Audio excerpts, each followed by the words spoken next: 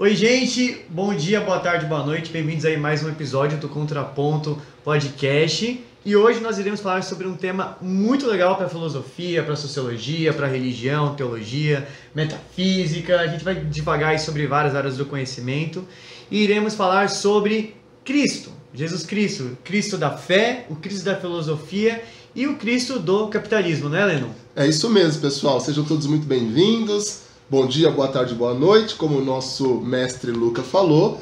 E tô vendo que esse episódio vai criar algumas polêmicas, né? Porque a gente tem aí que pensar nas definições. Quem é Cristo? Quem é o Cristo da fé? E hoje nós vamos abordar muito isso a partir de pensamentos sociológicos e filosóficos e o quanto o Cristo da fé, o Cristo do capitalismo estão relacionados, se é que estão, né?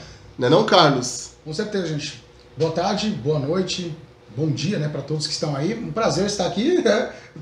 Ando meio sumido, desaparecido aí, mas estou tendo a oportunidade de estar com meus queridos mestres aqui, que, aliás, quero fazer uma ressalva aqui, né? Você vê, né, que estamos na época das heresias modernas, contemporâneas.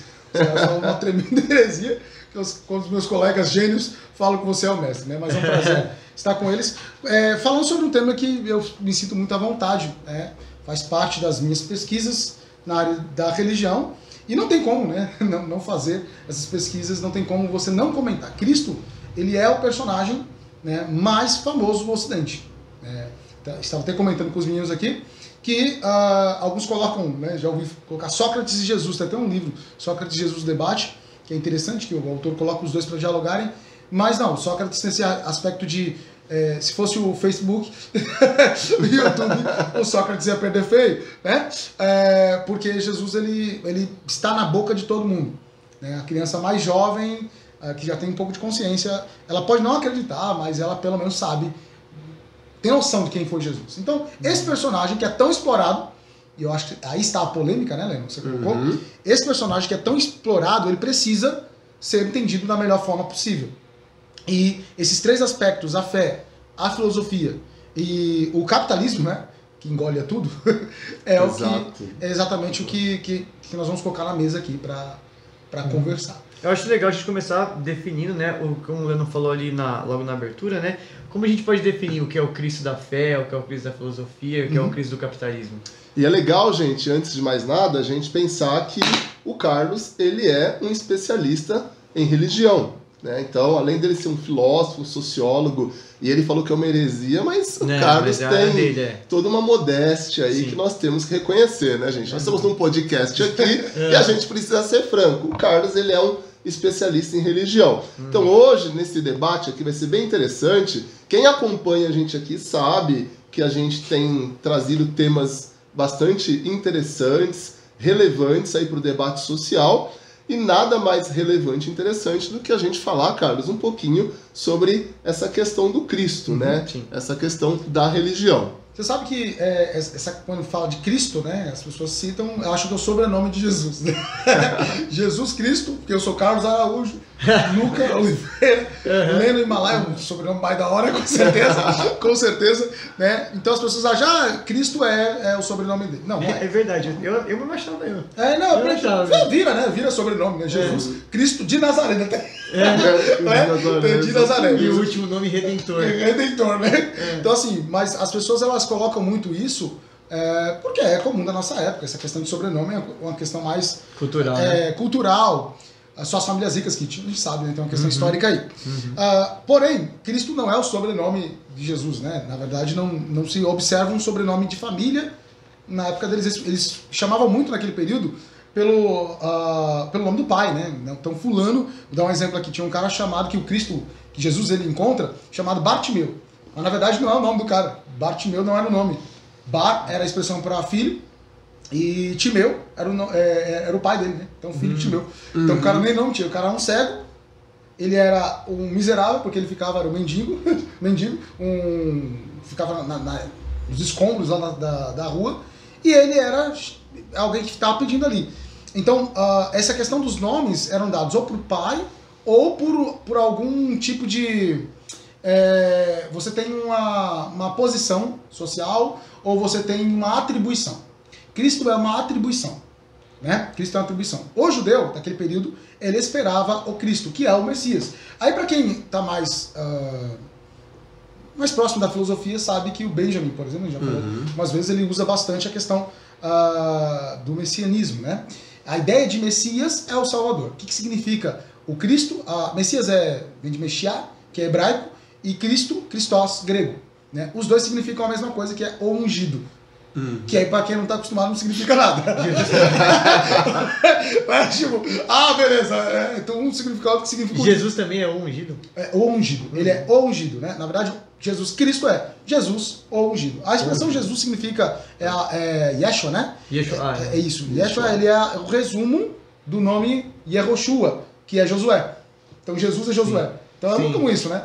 Então Jesus seria Josué, que significa Deus ele traz salvação, né? Deus salva. Então, para nós é um pouco esquisito, porque a gente não chama. Luca, para mim, é Luca. Eu não sei qual é o significado do seu nome, você sabe? Pérola. Pérola. Porra, aí você não me ajuda a te ajudar. Meu querido ex-aluno. Você perguntou. Aí voltamos para a época de escola. No meio de um debate, no meio de um tema extremamente importante, interessante como esse.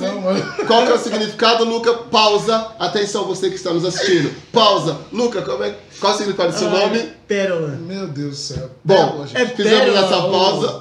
Não sei se eu não sabe o significado. Depende de como for, você não. A única coisa que eu sei é que foi inspirado no John Lennon. É a única coisa que eu sei. Eu não posso melhor que Pérola. Não, tudo bem, né? Bem, você sabe, né? Mas ninguém te chama esperando falar o Pérola, né? Falar Luca é Luca e acabou. Mesmo sabendo que é Pérola, não vou te chamar de Pérola, eu acho. A partir de agora. Naquele período, não. Então, quando alguém falava Jesus, a pessoa tá falando, olha, Deus é salvação. Yahvé, ele salva. Deus, ele salva. E o ungido significa alguém que tem poder, a unção significava o poder do próprio Deus, do Ruá, né, que era o Espírito, sobre aquele que viria livrar Israel da mão dos seus inimigos, e Israel chegaria na sua plenitude, né, seria a plenitude dos tempos. Essa era a ideia. Para os judeus, isso até hoje não aconteceu ainda. Né? Até hoje eles estão esperando esse Messias. Né? E os cristãos entenderam, os discípulos iniciais de Jesus entenderam que ele era o Messias, sim, só que o papel dele não era tomar o poder político, que é outro ponto aí que dá pra gente. Que é outro ponto que nós vamos entrar, né? Que vamos entrar com certeza. Ô, Carlos, você está falando do Jesus da fé. O Jesus, o Jesus da fé. É o Jesus da fé, tá. Isso, o Jesus da fé. O Jesus, então o Jesus da fé, ele é o Cristo. Ele é o Cristo, entendi. Ponto. O Jesus da fé, ele é o Cristo. O Cristo, o Messias. O Messias. Que é esse ser ungido, que tem poder, inclusive, mesmo que a pessoa não saiba, mas eu acho que a maioria dos cristãos que são mais leigos, eles não saibam o significado, né, dessa expressão, mas eles buscam o Cristo, né, o Jesus, no caso, como o Cristo mesmo. Sim. Como ungido, como alguém que tem poder e que preenche existencialmente a vida deles. Sim. Então, bilhões de pessoas... Né? Isso na filosofia também. Oi? Na filosofia também, pode dizer assim, porque, por exemplo, se você falar de Santo Agostinho, quando ele... que o Santo Agostinho, ele é filósofo e é cristão. Mas ele é um cristão, né? É um cristão. E teólogo, né? E teólogo. Então ele vai entender... Tá. Quando você fala... Ele, Tomás de Aquino, eles vão entender... Tá. O Kierkegaard é um pouco... Vou falar. É um pouco contraditório. Também, né? Eu também é teólogo, né? Mas o Nietzsche também era. Não, sim. Então, quando você fala... Ser teólogo não significa...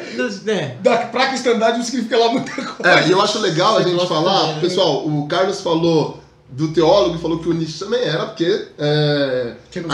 Para quem não sabe, o Nietzsche é o pensador que declara, que proclama a morte de Deus. É claro que tem toda uma contextualização filosófica e histórica por trás disso. Metafísica, mas o fato é que ficou no conceito histórico que o Nietzsche é o filósofo que mata Deus. Tá? Mas continuamos aqui. Então, ser teólogo, né? Não, o Nietzsche ele não é só o cara que mata Deus, ele é o cara que mata Deus e ele é anticristão também, né? Ele escreveu anticristo. Ele é anticristo. Aliás, pra quem é cristão, se considera cristão, tem que ler. É um bom exercício pra sua fé. Porque assim, se você não aguenta, seja qual for a religião, né? Sim. Se você não aguenta ler ou ouvir críticas de outro lado, então a sua fé é muito fraca. a sua fé é muito fraca. Né? Você não precisa ficar numa bolha teológica ou de crença né? Para que você mantenha a sua fé. Sim. Na verdade, isso é perigosíssimo. Né? Sim. Em algumas seitas que surgiram ao longo da história, levaram pessoas à morte porque essas pessoas apenas ficaram nas suas bolhas de crença. Mesma coisa acontece na política, né? Filosofia política. Qualquer bolha, exatamente. Qualquer bolha. Então, assim, um excelente exercício. Eu sou cristão, profundamente cristão. Então, leia o Anticristo. Vai ser gostoso de você ler? Não. Não, porque é uma crítica à sua fé. Só que a sua fé, ela precisa resistir à crítica, senão talvez você nem fé tenha. O Nietzsche tem uma frase muito que eu penso ser muito interessante, e a gente falou sobre isso num material que eu e o professor Luca nós estamos produzindo. Ele fala que ele não consegue acreditar, ou ele não pode acreditar em um Deus que quer ser louvado o tempo todo, ou que deseja ser louvado o tempo todo. Sim. Então esse exemplo que o professor Carlos está trazendo aqui pra gente é muito importante, porque se você não está preparado para receber determinada crítica, então a sua fé ela é fraca. Né? E se a fé é a base de, vamos falar, de todo cristão, né? Ele tem que ter a fé como ponto de partida, aí a gente tem um problema que... Não, você tem um problema de base, né? É um problema de base. Você não tem fé, na verdade. Se você não consegue ouvir a crítica... Não estou falando gostar, tá, gente? Por favor. Né? Tem que gostar da crítica.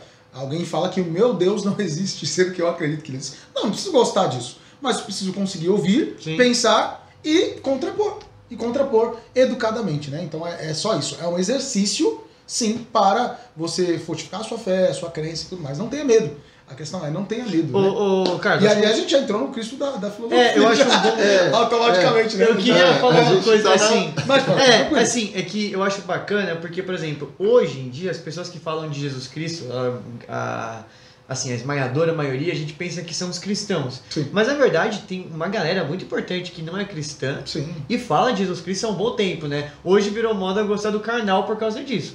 Mas, por exemplo, tem o José Saramago. Sim, ele fala. José Saramago. Segundo, né? O José Saramago. Segundo ele é Jesus igual... Cristo, ele escreve Sim, o Evangelho segundo Jesus Cristo. E ele escreveu Caim também, igual o Karnal, por exemplo, que é um ateu também, fala de Jesus Cristo, fala da Bíblia. Também, né? O Pondé, que eles são professores, assim, são profissionais, entendeu? Sim. E aí é o Cristo da filosofia. O Cristo da filosofia, ele não é o Cristo da fé, como eu falei, é esse Cristo que preenche existencialmente a vida de mais de 2 bilhões de pessoas no planeta, entendeu? Que traz fundamento para resistir às mazelas, às dificuldades, às situações dos momentos bons ou dos momentos ruins de mais de 2 bilhões de pessoas. É o apego último dessas pessoas. É o motivo base da existência dessas pessoas. Tudo bem. O Cristo da filosofia, ele já é o Cristo dos filósofos, literalmente. De pessoas que pensam o personagem, que nós falamos que é famoso, mais famoso que todo mundo, pensam essa figura que é tão importante, que tipo de reflexão ela produz? Para além da fé. Para além da fé. E aí entra, como você disse, esses profissionais da filosofia, ou da ciência da religião, né? No caso do Karnal, no caso do Pondé, que são profissionais da ciência da religião, não estão comprometidos com a fé, mas conseguem pensar respeitosamente a figura de Cristo. É que nem um cristão pensar a figura de Buda. Sim. Você não precisa ser budista para você admirar Siddhartha Gautama. Ou admirar, se bem que o caso que não é nem admirar, pensar sobre, né? Pensar sobre a reflexão, que é profunda. Também a gente pode falar qualquer dia desse. Sim. Aqui o budismo enfim, filosofia oriental. Também é filosofia oriental. Nós não estudamos. Sim. Schopenhauer fala bastante disso. Fala bastante disso. Ele faz uma comparação desses livros aqui, que eu tô, aliás, uma dica aqui, né? Cristo na Filosofia Contemporânea, 2 tomos, editora Paulus. Quando fala do Schopenhauer, o Schopenhauer ele faz a comparação de Cristo com as figuras com pensamento oriental. Não tinha como ser diferente. Né? Mas a leitura do Schopenhauer da filosofia oriental é bem ruimzinha, né?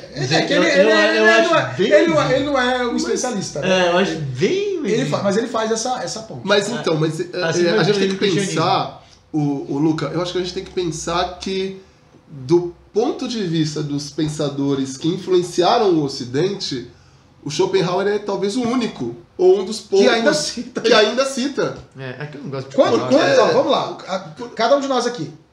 quantas matérias no curso de Filosofia e Sociologia nós tivemos sobre pensamento filosófico oriental. Oriental, né? Eu não tive nenhum. Eu não tive Nem nenhuma graduação, também. nem pós-graduação. E isso é por conta nem- do capitalismo. Nem, Isso é por conta do capitalismo. pasmem, nem em filosofia da religião. Nossa. Ó, filosofias originárias. Eu tenho que falar isso constantemente em sala de aula e até espero qualquer dia desse ouvir alguma coisa. Ó, filosofias originárias são filosofia africana, filosofia indígena e filosofia oriental, né? Que também filosofia originária. Zero. Agora eu sei que os cursos mais, né, recentes eles vão por uma obrigação. Porque obrigação, tem que Obrigação, é ter. lei. Tem que ter. Eles vão colocar filosofia ainda africana. Ainda com muita. A Djamila Ribeiro fala, né, cara? Da dificuldade dela de colocar a tese dela. Né? Que, como mulher preta, colocando toda a situação. Meu, é muito difícil entrar essas pautas ainda dentro da filosofia. A filosofia é nichada. E na Europa? Né? Ela é totalmente elitista. E a elite. E quando eu falo elitista, deixa eu já me defender. Pensando na perspectiva que a elite é o pensamento europeu, a filosofia europeia. E branco, né? Branco. E branco. Não, porque é Europa, né? Então não tem... Europa. E isso então, é o mas capitalismo. Então, mas a gente precisa falar pro nosso... aquele que está nos assistindo, que está nos ouvindo, que essa é a realidade. Sim. E nós aqui, nós professores, o que nós estamos tentando levar é algo diferente. Tentando mostrar que nós mesmos estudamos o que é aprendido nas universidades é esse tipo de filosofia. Esse, E a mas, gente- ó, a gente pode, inclusive, discutir, viu, gente? Filosofia Então, originária. Ó, Fala aí. Pode falar. Não, pode falar. Vai lá, fala aí. Tem um... quando eu fiz agora o curso de História da Teologia da Igreja, estou terminando ainda, eu tive uma matéria que trabalhava com a filosofia, a teologia da libertação. Tá. E aí tem um teólogo da libertação, que é filósofo também, que é o Henrique Dussel.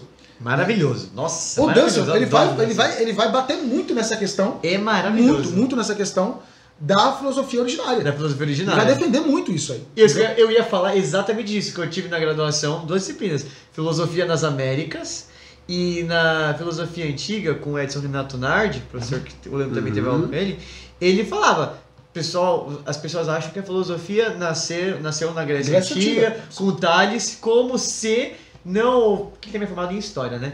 Como se também não houvesse filosofia nas civilizações passadas, na Mesopotâmia, né? E etc. Então, eu tive essa consciência já. Acho que a minha formação teve. Mas se eu falar, olha, você teve uma filosofia indiana? Não, bem difícil. Bem difícil. Você cita, assim. Cita o Gandhi, eu não estou falando. cita... É óbvio que a filosofia ocidental, greco-romana, ela é prioritária porque o nosso pensamento ele é greco-romano. Então nós precisamos por categorias greco-romanas, então a gente precisa estudar mais os caras. Sim. Agora estou falando de negligência total. E o Cristo de não é desprezo. do Oriente? E aí é isso que eu ia falar pra você, que aí é o golpe de misericórdia. Cristo, ele é do Oriente, para converter. O Cristo que veio para converter, foi convertido. Ele virou Kurt Cobain. Ele virou Kurt Cobain. Cristo foi convertido Nas ao áreas do pensamento ocidental. Ele foi convertido ao pensamento ocidental, ele virou. Até a própria. Então, aí que tá, feição, cara. né? É a feição. branqueamento? Branqueamento? Embranquecimento. Embranquecimento de Jesus Cristo. Né? O olho azul. Cabeludo. É um Cabeludo. imperador romano. Aquilo ali é o biotipo É o Kurt Cobain. de um imperador romano. Ou do O Luca Nirvana. tá falando de Kurt Cobain, ele tá falando aqui, gente, dois vocalistas do Nirvana, tá? É tipo isso. É tanto que até o Sudário mesmo, uma das. Logo de cara, pra você duvidar da originalidade dele, é a figura que tá lá, cara. A figura que tá lá é um romano. Não tinha como Cristo ter aquela feição, não é impossível. Mas então, Carlos, mas aí entra um ponto que é extremamente importante, porque aquela pessoa que não teve acesso ou que desconhece o básico, Exato. ela vai entender o Cristo como esse sendo verdadeiro. É o que é apresentado. pra E é ele. o que é apresentado. Então, assim, e isso é proposital. Foi uma conversão para o Ocidente que deu certo. Cara, eu só quero pegar um Não, exemplo que o Leandro falou, porque tem o Hegel, num livro chamado Leituras... Calma aí. Leituras sobre Filosofia da Religião, que foi publicado entre 1984 e 87, o Hegel fala o seguinte, que é exatamente o que o Leandro está falando. Hoje em dia, apenas ouvimos falar de religião, mas sem encontrarmos qualquer investigação sobre a natureza de Deus ou sobre aquilo que Deus possa ser em si mesmo, ou como a natureza de Deus deve ser definida. Nossa única relação com Deus ou com a religião como tal é objeto de exame para nós, filósofos. Ou seja, o que ele está falando que eu acho bem bacana, né? Que a gente não deve se contentar apenas com aquela informação que chega de imediato. A gente deve ir além, procurar sobre a natureza. Porque, por exemplo, por que as pessoas se contentam em entender Jesus daquela maneira branca europeia? E aí quando aparece alguma imagem de alguma escola de samba ou de algum filme que tem um Jesus negro com um cabelinho encaracolado e tal, a pessoa acha que é lacração. Sim. Né? Aí tá o problema que eu acho que também aí já entra um pouco, né, nessas sincronias assim da vida, que é a questão do Deus, Jesus do capitalismo, com o Deus da fé, com o Deus da filosofia. O Deus do capitalismo, o Jesus do capitalismo é o Jesus que vende. Mas eu acho, Carlos, desculpa. Eu acho que esse apontamento que o professor Luca trouxe, que vende. Eu acho que aí a gente entra num problema da religião em si. É um problema da religião. Eu também acho. Porque naturalmente houve uma conversão.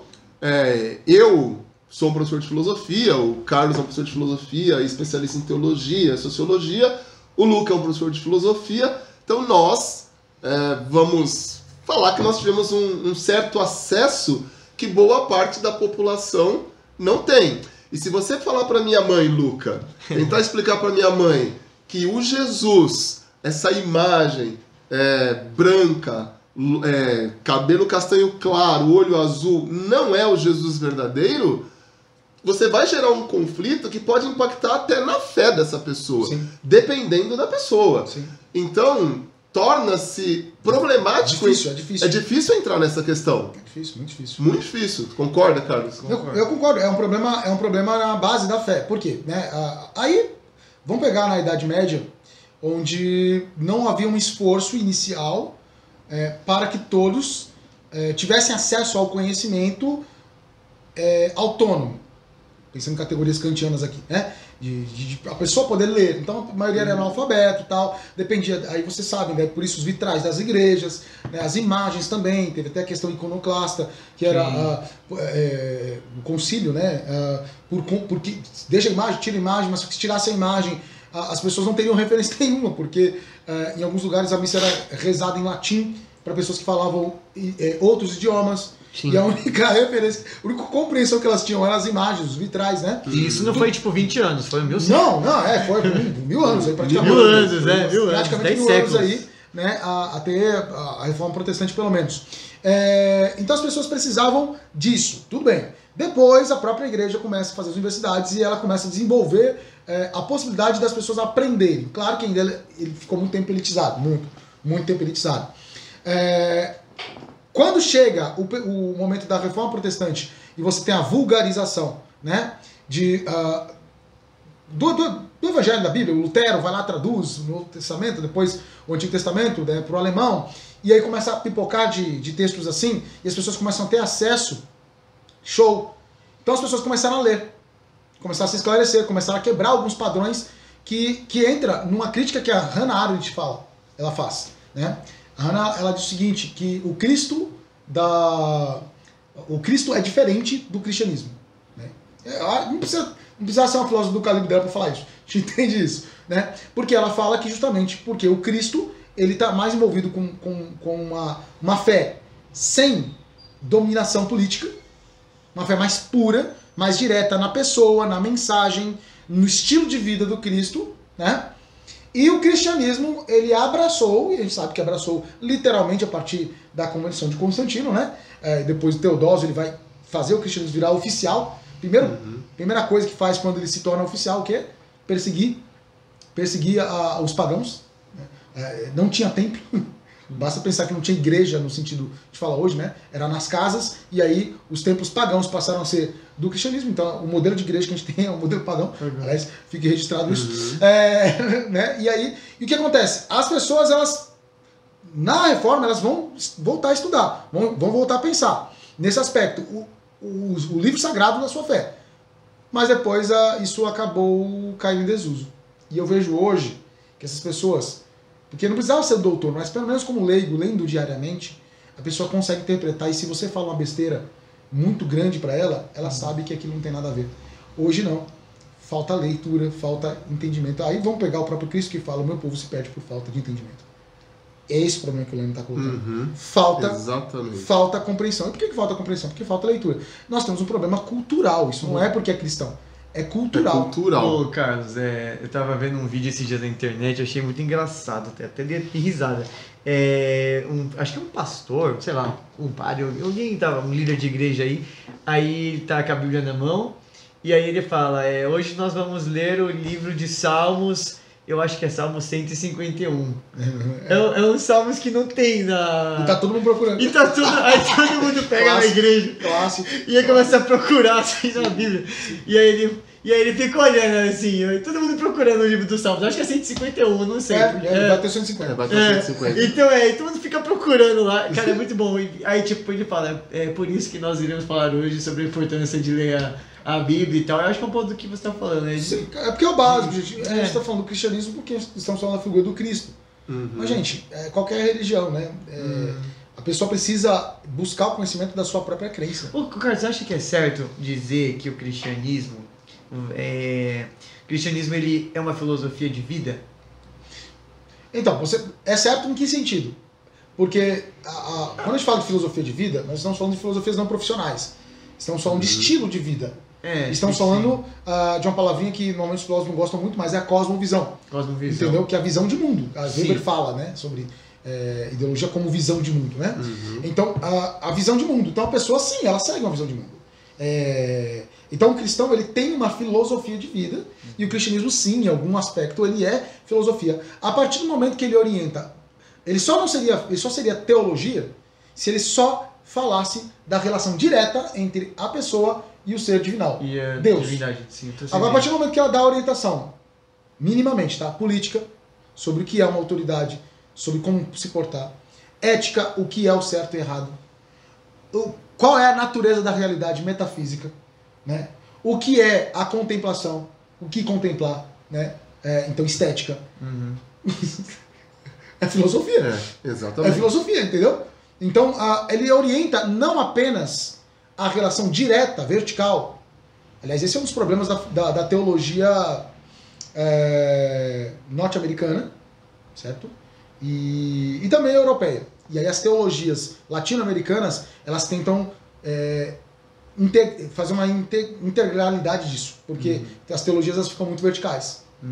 Só que quando Jesus mesmo fala a premissa máxima dele lá, né? Ame o próximo como a ti mesmo. Como a ti mesmo. Antes disso ele fala para amar Deus. Deus vem antes mesmo. O amor a Deus vem antes. Que fique bem claro, tá, gente? Quando não significa nem para o judeu que isso é judaísmo, nem para um cristão normal, né? Amar a Deus sobre todas as coisas significa que você tem que esculhambar com a tua família, abandonar a tua família. Não é nada disso, né? Significa como base. O amor a Deus é a base para todos os relacionamentos, né? Só que tem os outros relacionamentos. Teologia que só olha para cima, fica só no campo, no andar de cima, só pensando no céu, aí merece a crítica do Nietzsche.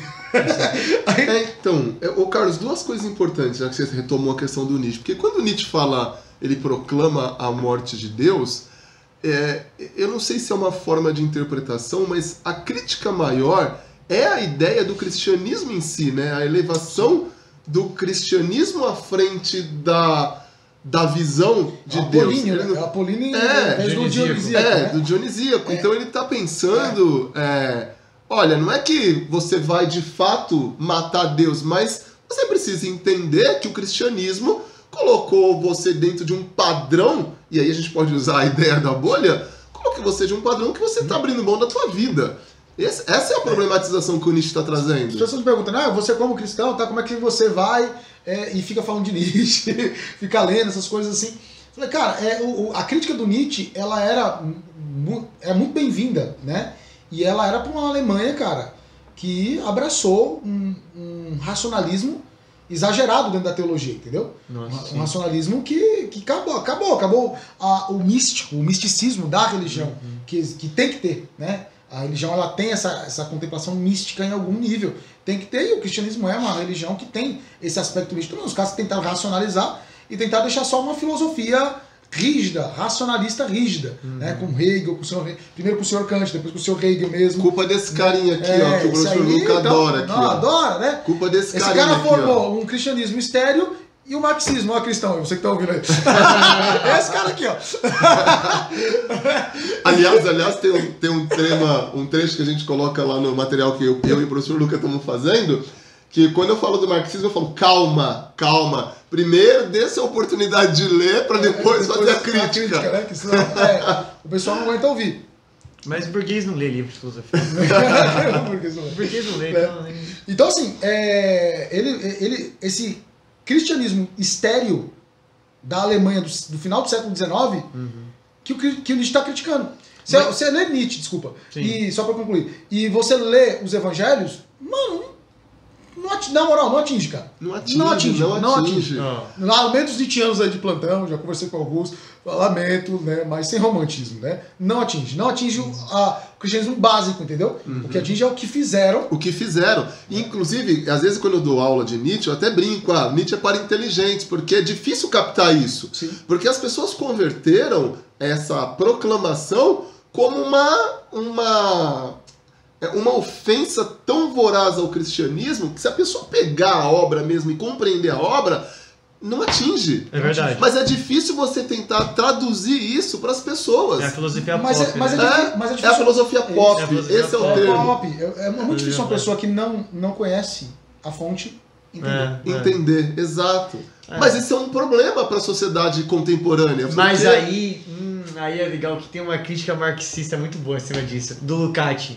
Que o Lukács fala que Schopenhauer, Kierkegaard, Nietzsche, Schelling, Schiller, esses caras do idealismo alemão aí como um todo, são os principais responsáveis pela decadência da ideologia e pela decadência da razão. Não razão como algo assim culturado, igual os gregos cultuavam razão, mas a razão enquanto conhecimento, enquanto episteme. E eles destruíram isso, cara. O Nietzsche, ele destrói isso, ele destrói o cristianismo, mas se você for estudar ali com base no materialismo histórico dialético, você vai ver que a teoria dele, a teoria nietzschiana, quem contradiz isso, mas eu discordo completamente. O super-homem é um prato cheio pro pensamento ariano. Não, é um prato cheio. Não era a intenção do Nietzsche. Não era a intenção, porque ninguém sabe o que era isso. Mas falar, é um prato que cheio. você falar que nem você não querer reconhecer que o stalinismo, né, era terrível e era uma tragédia. E era esquerda. E o nazismo era uma tragédia e era de direita. Eram as extremas. Porque a ideia do Nietzsche tentaram transformar a obra do Nietzsche para um viés ariano, para um viés supremacista, e a ideia do super-homem não era essa. A ideia do super-homem era a superação da ideia do Apolíneo, daquela questão da razão, e que o homem tinha que superar aqueles ideais cristãos para se transformar em algo além. Porque, convenhamos, o que se tornou a contemporaneidade? Sim. O homem ficou preso nisso. Exato. É uma crítica àquele tipo de... Enfim, você está falando de uma Alemanha cristã, né, luterana, com dupla moral, por exemplo. Você tá falando agora da Alemanha nazista? Não, tô falando da Alemanha pré-nazista. Não, a Alemanha do Nietzsche ou a Alemanha nazista? Do Nietzsche. Pré-nazista. A Prússia, então, a Prússia.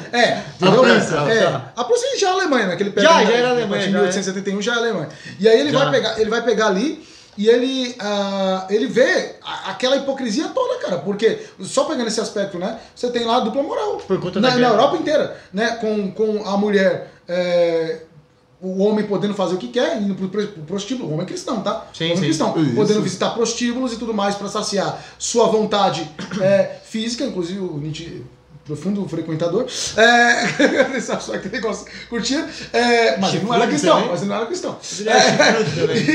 problema são os cristãos frequentar essas coisas. Exato. Né? E aí, e também a questão do... E a mulher não, a mulher tendo, ou era prostituta, ou era a santa do lar. Sim. Entendeu? Sim. Então, assim, tipo, o cara olha pra um cristianismo que não dá conta de uma coisa básica dessa, e o cara fala o quê? Não, concordo. Eu concordo. Então, essa crítica. Mas, não é criticar o Cristo, não é uma crítica. pegando a Arendt, né? A Arendt, né? Não é a crítica ao Cristo, é ao cristianismo. Mas aqui também tem uma crítica ao ego, né? O Nietzsche é muito egocêntrico, cara. Não, mas Ele é muito Luca, e outra egocêntrico. coisa. E ó, vamos falar aqui muito pra você que tá ouvindo a gente aqui. O professor Carlos falou um negócio muito importante. É a mesma coisa que não reconheceu que foi o Stalin. Que foi uma ditadura de esquerda. Tá, agora você pode tomar sua Acabou água. de água aqui, Porque ó. o Stalin foi uma ditadura de esquerda que acabou com todo... Acabou, gente. Acabou com a ideia. E não tem como a gente não reconhecer isso. Acabou não tem com a ideia. como. O nazismo foi uma ditadura de direita, o Stalin foi de esquerda, ponto. Lembrando que extremos, tá, gente? É. Não é porque você Todo é de extremo é esquerda problemático. que você é stalinista. Se você é de direita, você é nazista. Claro, é exato. problemático pra quem é de direita, né? Exato, que fique bem Obviamente, claro aqui não é isso, que não é uma isso. apologia contra a esquerda e não é uma apologia contra a direita. Estamos- A grande questão é que todo extremo é problemático. Problemático. Ó. Todo extremo é problemático. Isso vai ficar... Vai pro ar porque eu quero fazer uns apontamentos. Pode falar. Claro. Ah, então beleza. Então vamos lá. Ó, eu acho que dá pra gente pontuar, assim, o Stalin como autoritário, como de esquerda e tal, com certeza, porque ele o era, mas eu não acho, assim, não consigo conceber o mesmo patamar Stalin Não, e não é, Hitler. não é. Eu Porque, não acho, por eu exemplo, não acho o Stalin, o que ele visava? Uma sociedade sem classes. Sim. O Hitler não. O Hitler, ele era estamentário. Sim, Né? Eu claro. sei que o São Stalin... diferentes. eu São sei que o Stalin... diferentes. Não tô passando um pano pro Stalin por conta do Hitler, nada disso. Nem dá, né? Mas nem dá, nem tem como fazer esse pano. Mas nem dá. Mas eu Não, acho que não dá pra, tipo, igual a senhorita não, Hannah sim, Arendt. sim. Stalin Não, e sim, Hitler. claro, né? Eu Não dá pra discordo comparar muito. porque o nazismo vai um além, pra gente também não mudar tanto tempo. É. Mas ele vai um além, um problema além, que é o racismo. Sim. Por isso. Porque de resto, por mais que o Stalin tinha suas ideologias, ele afundou a ideia. Ele afundou a ideia fazendo E depois que o Stalin morreu, o que aconteceu com a União Soviética? Então. A oposição venceu. Exato. A oposição venceu. Porque A não tinha oposição estava viva no período do Stalin. O Hitler não. Por isso que eu acho que o Hitler tem muito do Nietzsche, porque o Hitler ele tem aquele mesmo egocentrismo que tá nesse livrinho aqui, ó. Ah, lindo do Lukács. A Destruição da Razão. Eu sei que ninguém vai ler isso aqui que eu tô indicando, eu também. Ainda mais isso em aqui. inglês. Quem tem Ainda mais tempo em de inglês, ler né? isso aqui? Ainda Ainda Bora mais da em sua inglês. língua original ainda. Não, né? então quem que vai ler isso aqui? Porque eu tenho tempo pra pessoa ler isso aqui. Sim. O Lukács, ele demorou, sei lá, uns 30 anos pra escrever isso aqui. Porque o que acontece? A gente tem que tomar muito cuidado com as paixões ideológicas. O Lukács, ele era anti-stalinista, tá? Só vou deixar isso bem evidente aqui.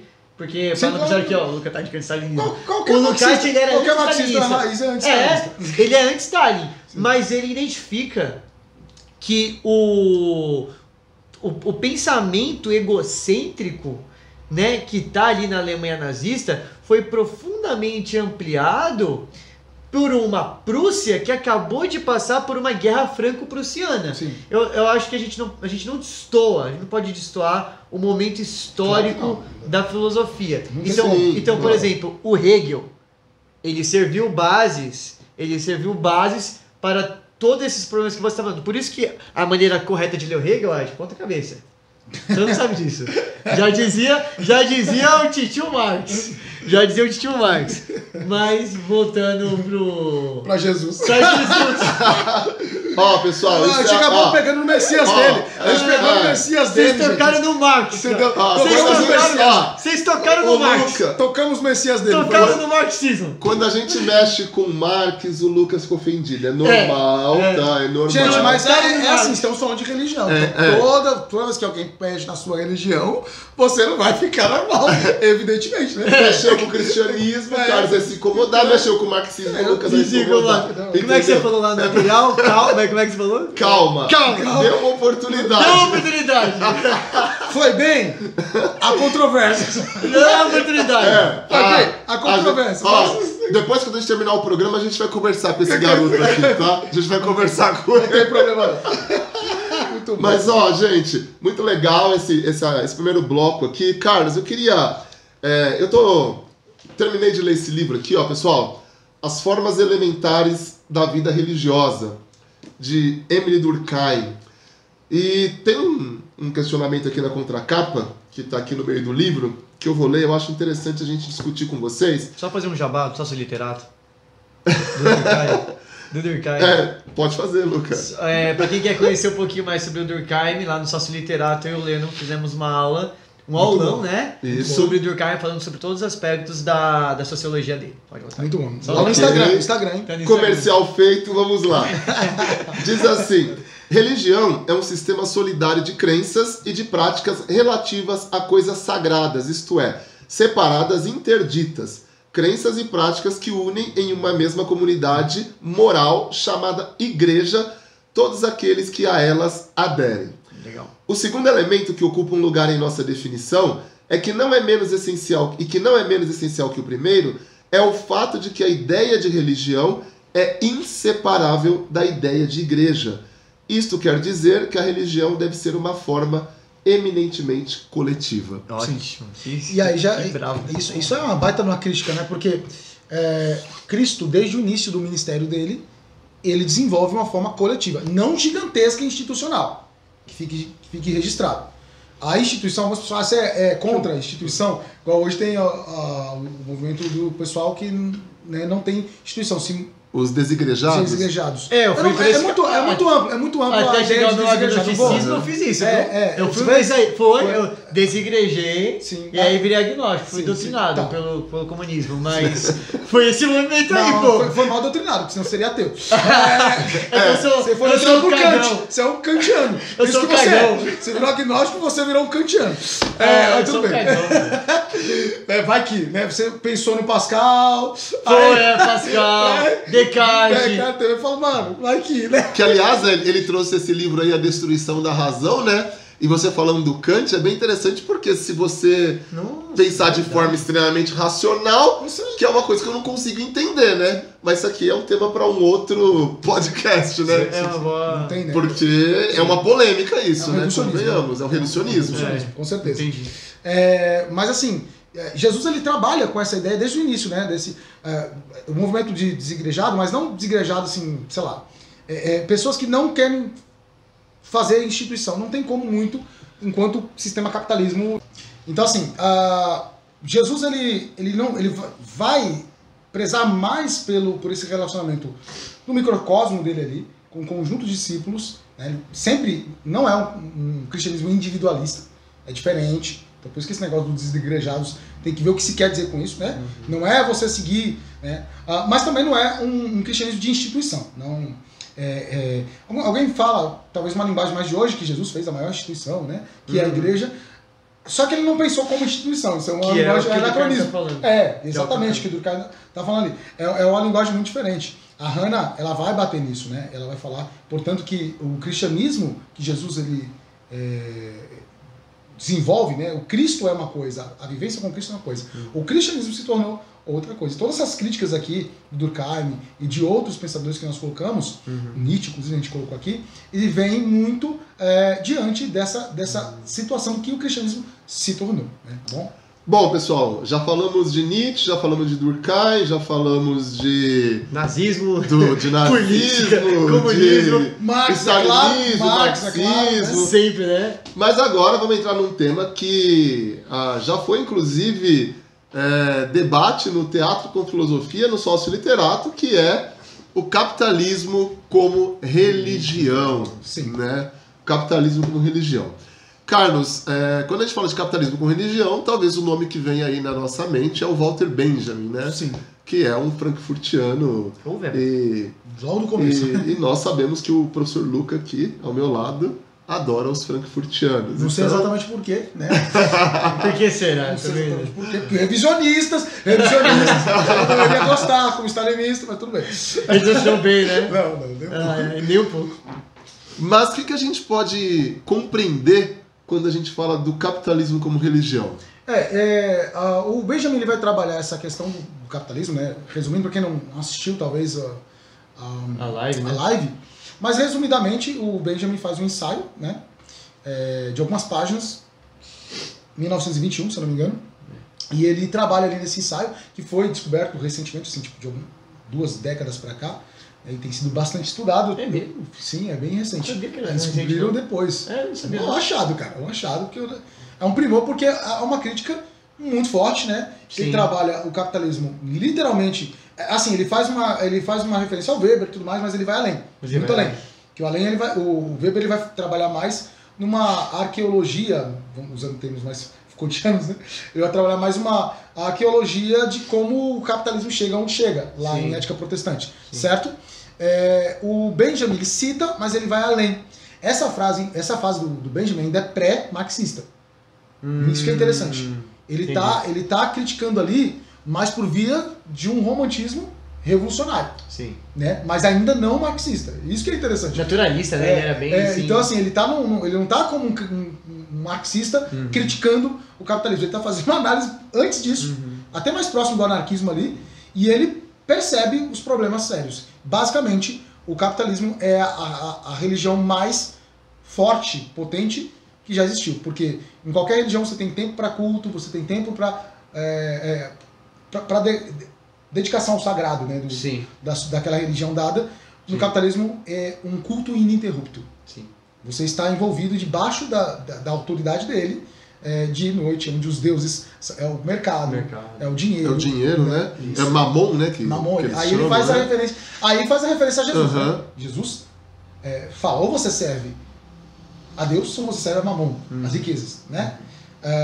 Jesus coloca, inclusive, Mamon, as riquezas. Mas, então, ser rico é pecado? Não necessariamente é pecado, né? Não é isso. Só que Jesus fala que é muito difícil você ser rico e não se corromper. Carlos, é isso. Acho legal você falar sobre isso, porque você como cristão... Que eu sou pobre? Não! Não, que você... Eu sei, tá. Eu sou pobre. Também faz sentido. Dito pelo comunista aqui, ó. Pelo comunista. Pelo comunista. Ai, meu Deus. Então vamos de ato falho aqui. Os nossos estão falando de ato falho. Olha aí. Vocês não deixaram de mais de falar. Oh, meu Deus, cara. Coloca coisa na minha boca. Eu ia falar tudo sério aqui, ó. Você como cristão. Porque tem uma ideia de que existe o cristianismo franciscano, né? Que é o desapego material, né? Só que tem uma ideia de que quando Jesus fala de humildade, Paulo Freire fala de humildade, ou a teologia da libertação cristã, né? Fala de humildade, é como se, sei lá, os cristãos ou os socialistas, que também são cristãos, né? Tipo, odeiam o dinheiro. E não é isso, não é o ódio ao dinheiro, né? Não é o ódio ao material, mas a corrupção, né? Exatamente. Paulo fala bem sério. Ele tem por isso que eu falo, porque ele fala de Paulo. Eu não tenho a menor ideia sobre isso. Não porque ele é pobre, porque eu também sou pobre.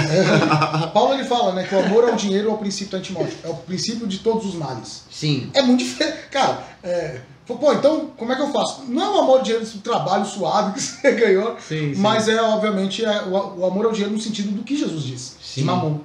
Que o Benjamin faz a referência também lá. Ou seja, o dinheiro como Deus. Quando você inverte, coloca no lugar de Deus o dinheiro.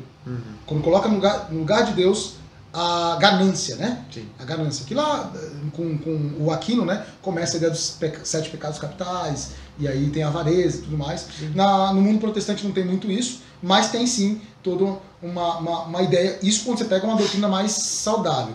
Porém, no capitalismo, é que tá. O que é o Jesus do capitalismo, né?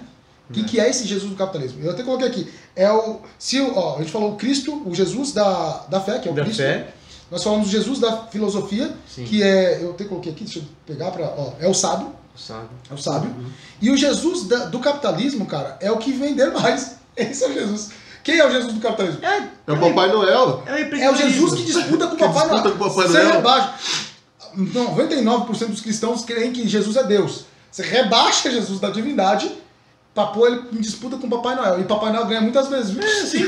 Se vender mais, Jesus quer esconder. É a ideologia do empreendedorismo, cara. Do neoliberalismo, essa coisa de mercantilizar as coisas, a vida, vender, empreender. Nós somos microempresas individuais.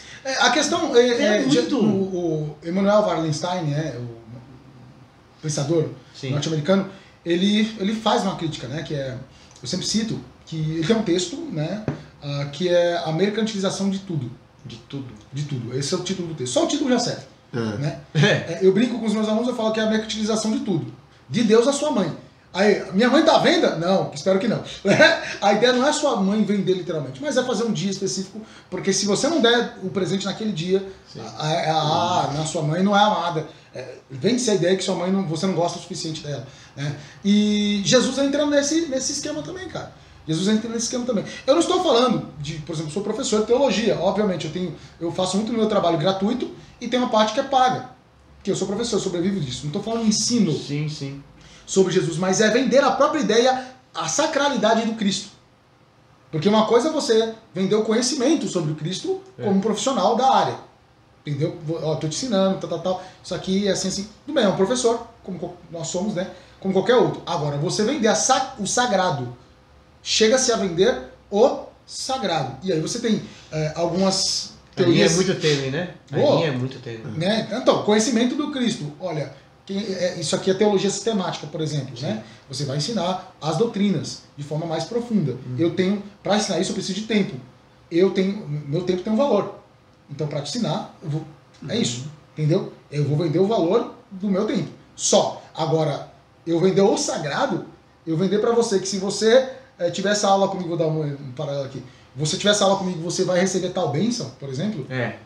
Você entende a diferença? Sim. De um conhecimento para uma promessa atemporal, que eu não tenho o menor domínio sobre ela. Sim. Né? Então, isso é um ponto problemático, né? Porque só nessa referência que você fez, a gente poderia colocar uma série de pseudos-religiões. Se cara, aquele que está nos assistindo permite usar esse termo, né? Sim. Porque são pseudos-religiões. No mínimo, se não for pseudo-religião, porque é religião, é religião mesmo, não é pseudo. Desculpa te fazer a correção. É pseudo-cristianismo. Pseudo-cristianismo. Se você olhar para o Cristo dos evangelhos, é claro, parece um pouco arrogante você falar em pseudo-cristianismo, porque o cristianismo ele é muito plural. Mas, cara, existe um limite para tudo. Claro. Existe um limite pra tudo. Você vender um grão, né? vai curar de Covid, existe um saco de ar. Existe cara, isso aí teologicamente, biblicamente falando. Espaço no céu, vender uma caminha lá no céu. Lá, exato, essas coisas assim, tipo, eu vi pessoas vendendo canetas por R$1.000, ungidas, entendeu? Ou vassouras, né? A pessoa já vai ter o trabalho de varrer a casa.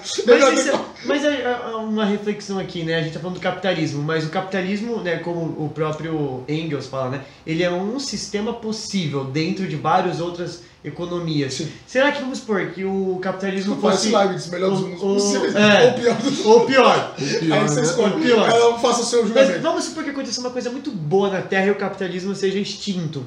Será que ainda assim ia permanecer essas coisas?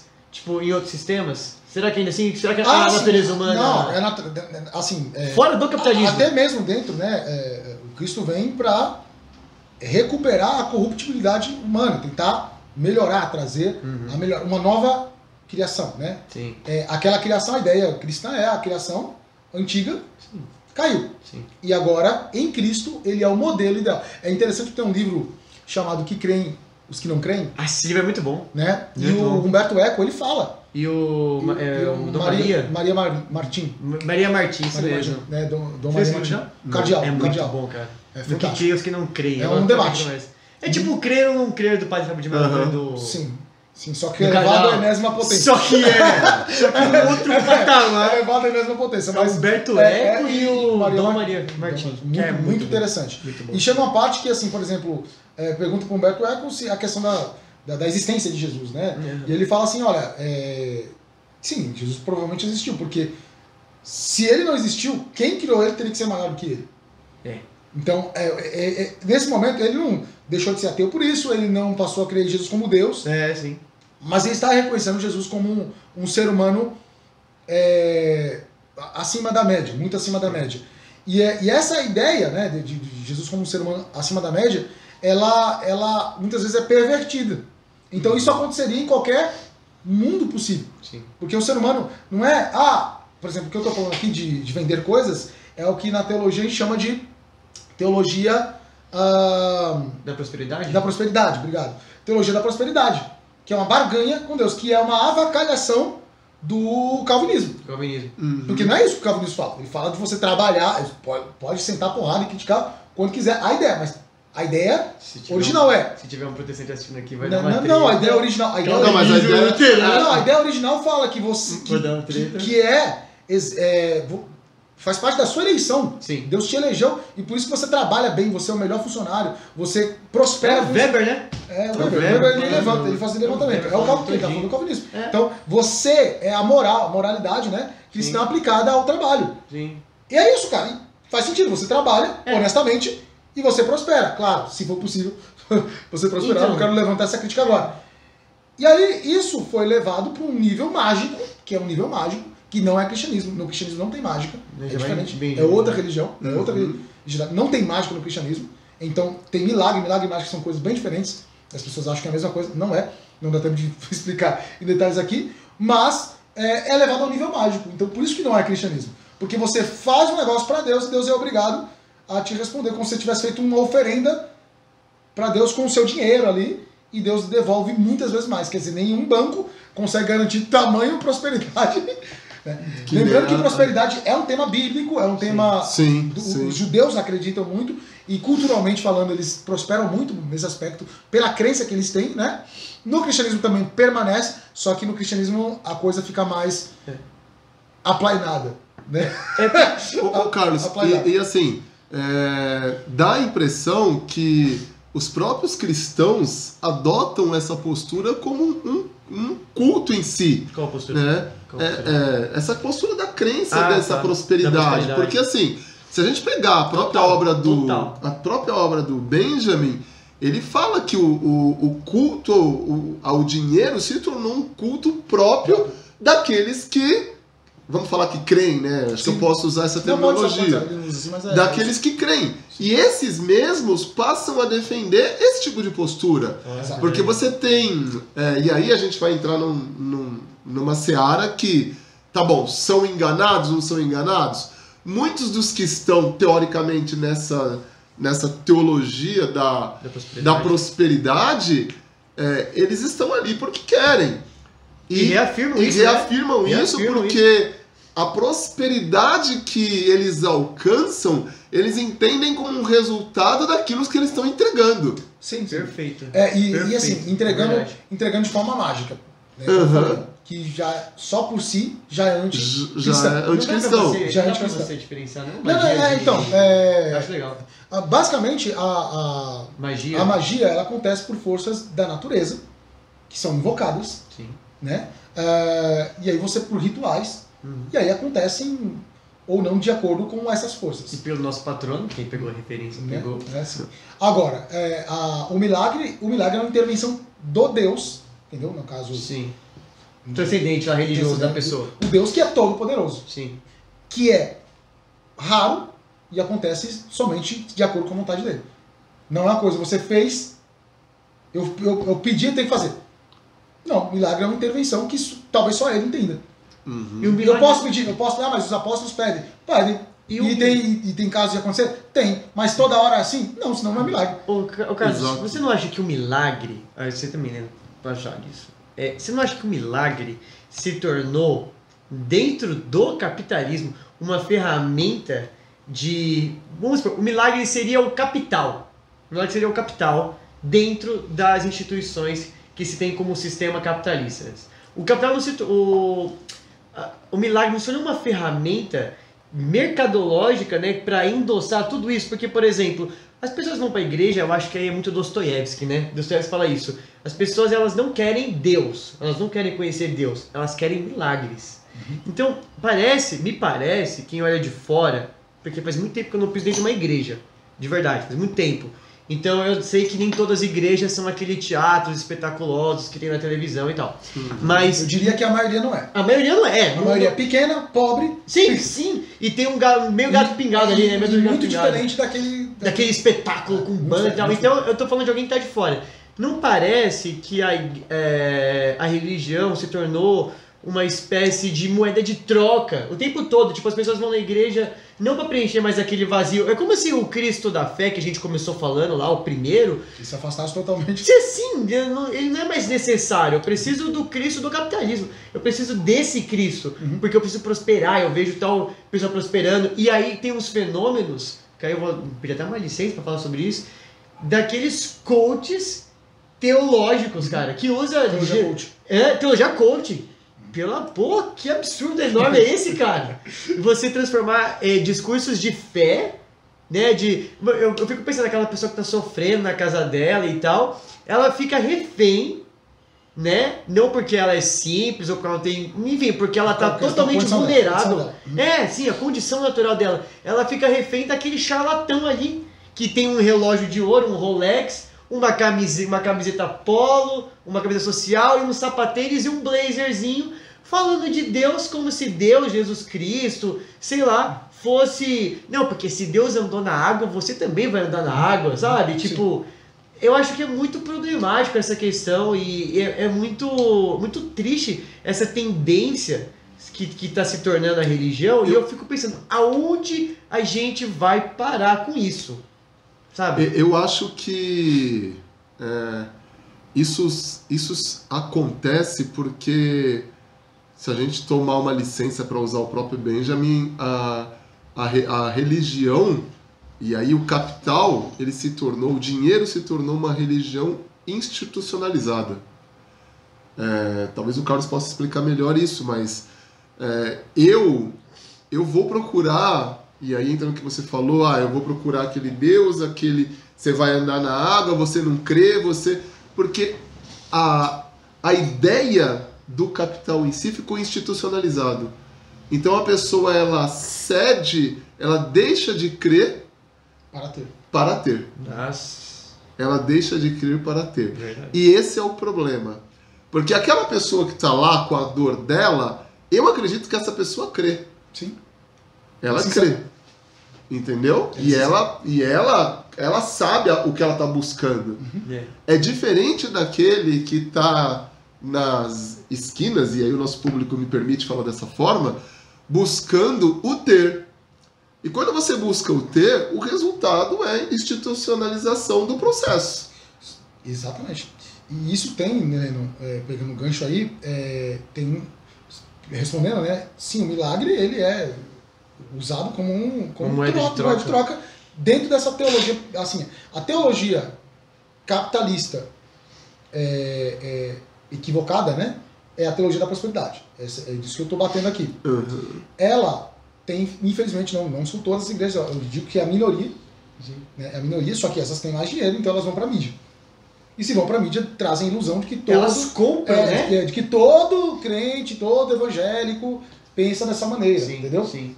É o estereótipo, né? O evangélico pentecostal pensa dessa maneira e tudo mais. Sim. Aliás, eu li um livro fabuloso sobre filosofia pentecostal, cara. Nunca imaginei ler uma coisa assim. E me impressionou. Depois eu mando para vocês, né? Que é diferente.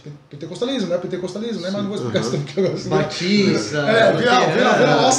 Virou outra coisa. Mas sim, é utilizado. Longa. Mas eu só quero fazer o registro que não é utilizado porque é a religião. Sim. O ser humano, e aí a crítica do Benjamin, ele usa qualquer coisa, cara. Porque ele tem esse lance do egoísmo, que se ele não trabalha nele, ele usa qualquer coisa para sanar essa necessidade egoísta do ter. Sim. Que é própria do ser humano, que está no ser humano, certo? E a religião pode ser visto também.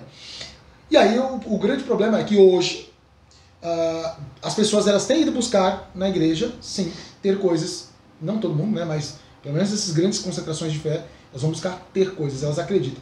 E aí, qual é o lance que eu falo aqui? Nada de novo, uso filosofia judaica, nada de novo debaixo do sol. E isso é a mesma coisa da época de Cristo. O Cristo da fé está lá pregando. E aí ele faz uma porrada de milagres. E aí, então, depois disso, ele alimenta uma multidão. Cara, as pessoas têm milagre milagre, e comida, porque elas são famintas. Sim. Nossa, vamos morar aqui, né? Uma multidão. Logo após, ele faz os sermões mais duros que ele fez durante o ministério dele. Ele fala, olha... O sermão sobre a montanha? Isso. Aí ele fala, se você quer seguir a mim, negue-se. Olha só, que não tem nada a ver com que as pessoas neguem a você mesmo. Mateus. Pega a sua cruz e me segue. Né? É que o sermão ele tem 3 capítulos, né? Começa no 5, né? Isso, vai ter Mateus 5, 7, 8. Então assim, negue a sua cruz, pega a sua cruz e siga-me. O que isso tem a ver, cara, com você ir lá para a igreja pedir coisa para você? Sim. É o contrário. Esse mesmo Cristo, ele fala, vocês vão ter aflição. Só que vocês precisam continuar acreditando. Olha isso, não tem nada a ver. Então, de fato, quem é que tem que corrigir isso? Aí é que onde o chicote estrala, né? Quem tem que corrigir isso é o sacerdote, cara. Sim. É ele que tem que corrigir. Porque as pessoas na fragilidade dela, não adianta você exigir da pessoa na fragilidade dela que ela vá fazer uma correção teológica naquele momento. Ela não vai, cara. Ela não vai, ela tá sensível. O sacerdote, que se ele tem fé mesmo, ele fala, não. Não estou te oferecendo um resultado mágico, que é onde você faz isso e você recebe aquilo. Mas o que você precisa mesmo é uma base para a tua existência. Sim. Que é o que você falou. Talvez o que você precisa é daquilo que vai te ajudar a seguir em frente, apesar do que você está Carlos, vivendo. E isso é bem interessante que você está falando, que eu me lembro quando nós fizemos aquela nossa live lá no teatro, você falou que... Eu não lembro exatamente a frase, mas era assim, como o dinheiro... ele não gera riqueza, mas ele é a riqueza. Sim. Né? Acho que Do coração. Isso. Onde está o teu tesouro, aí está o teu coração. Exato, foi algo nessa linha. Sim. E é muito o que você está falando, porque não adianta eu ter o dinheiro em si, eu vou buscar o dinheiro, mas eu não vou ter o espiritual. Eu não vou ter o espiritual. Na cabeça de um cristão, isso não deveria. Não deveria acontecer. Não deveria fazer sentido, porque, gente, tem uma consequência. Esse tipo, afirmo para vocês, as pessoas que vão atrás da igreja para ter, quando elas têm, elas vão embora. E se elas não têm, que a maioria não vai ter, porque ninguém fala isso, né, mas porque não é assim que funciona. Não Deus é assim. Aí as pessoas estão confundindo supermercado com Deus. No supermercado você leva o dinheiro, pega o produto. E pega o produto. Entendeu? Com Deus não, cara. Você leva o dinheiro, ele já tem tudo.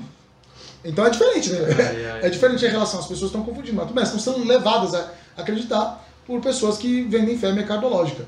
E só que isso tem uma consequência séria, né? E aí as pessoas, obviamente, vão abandonar. Porque tem um teólogo que eu gosto muito de Oxford, que é o Esther McGrath, que ele fala que o ser humano é um ser de sentido.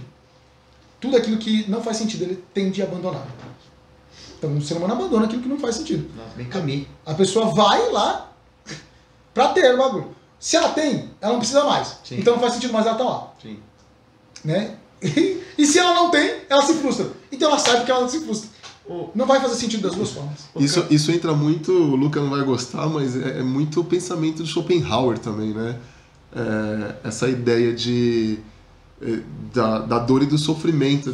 O homem está sempre em busca de algo, sempre buscando, só que no Schopenhauer ele alcança. Quando ele alcança, vem a dor, porque isso já não é mais o suficiente. Não tem mais nada para alcançar. Não tenho mais nada para alcançar, então eu vou buscar de novo. E aí eu vou entrar nessa dor. Você concorda com isso que isso é um loop infinito? É um loop infinito, claro. Pois é, essa é a tese cristã. Você só cura um loop infinito com infinito. Ô Carlos, eu quero falar um pouquinho aqui de Sermão da Montanha. Eu estava lendo aqui, eu li faz um tempo atrás, porque o Dostoiévski cita num livro dele, acho que é O Idiota, não vou lembrar agora. E aí eu peguei pra ler, né? O nome do livro é Idiota, né? Você acha que ele tá mexendo? Não, sim. Eu acho que é O Idiota. Não, que assistir que é só, então só brincando. E aí, eu tava lendo aqui o sermão, né? Propriamente dito. Eles têm comentários. Então, esse aqui tem a nota de rodapé do Federico Lourenço. Legal. E aí eu queria entender um pouquinho sobre essa questão da teologia da prosperidade. Acho legal a gente bater nesse ponto. Eu sou muito contra a teologia da prosperidade. Eu queria só entender se isso aqui que Jesus está falando tem a ver, tá? Mateus 7. Não é todo aquele que me diz... suas Bíblias.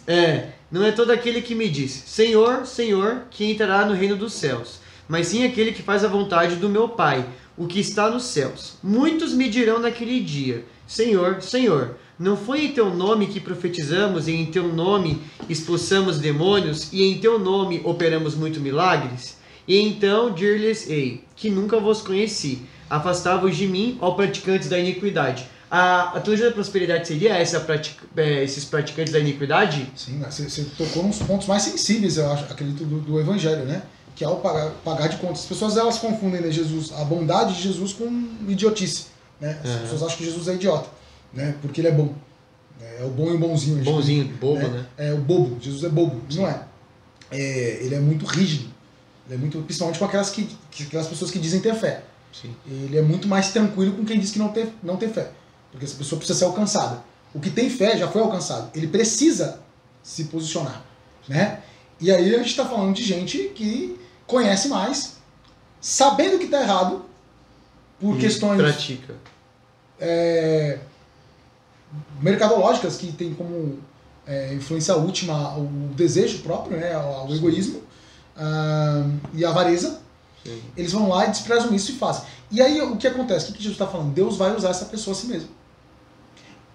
Alguns daqueles milagres acontecem mesmo, cara. Pra quem acredita, né? Sim. Acontece. Que aí é a justificativa. Não, mas peraí, mas tá acontecendo um milagre. Jesus está falando que e daí que tá acontecendo milagres? Quem diz que o objetivo é acontecer um milagre? O objetivo é me conhecer. O objetivo é se conhecer, porque conhece a Deus. Né? E aí essas pessoas, que são esses líderes, vão chegar diante de Deus. E Deus vai falar que eles são malditos. Nossa. Malditos. E se maldito para nós da língua portuguesa não é legal, você não tem ideia o que é um anátema, o maldito para um judeu, quando ele fala isso. Maldito? É muito forte. A ideia de maldição é muito forte pro judaísmo. É um desgraçado, danado, não, né? É o pior possível. Jesus, quando morre na cruz, ele é um maldito por morrer na cruz. Ele leva a maldição. É um negócio... É difícil pra gente porque é categoria de linguagem. A gente não consegue entender na língua portuguesa. É muito sério isso. Bom, pessoal, vamos ter que finalizar. Eu sei que está muito bom, o debate foi intenso, mas vamos ter que finalizar, porque senão esse podcast vai ficar muito grande.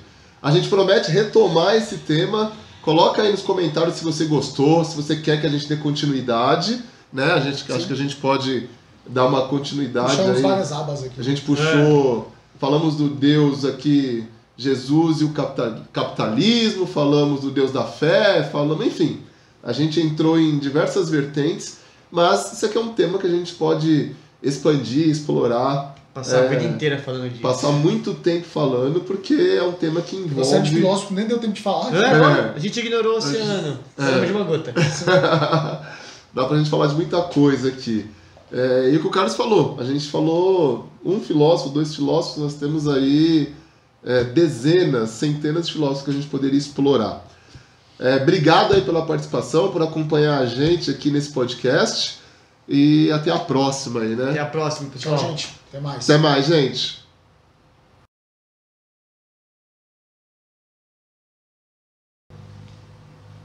Tá gravando? Tô vendo o tempo ali, não? Mas tá um quadrado ali, ó. Aonde tá? Só que já vai ficar com um corte, tá? Não, eu vou deixar Make isso. off, Não, né? make off. Tá gravando? Tá gravando? O negócio tá ali, o quadrado. O nosso padawan tá gravando? O quadrado tá ali, ó. Você apertar o bagulho e interrompe, mano. Mas já está, Luca, com 27 segundos ali. Bora lá, então. De vergonha ali. Ai, cara. 27 segundos de vergonha. Vamos lá, então. 3, 2, 1. Ó, se acalma aí pra você. Conta aí quem conta agora. Calma aí, vai. Figura, viu? Tem que dar aí, é bom tá falando com a Tá muita maravilhoso. não vira jornal. Essas coisas são maravilhosas.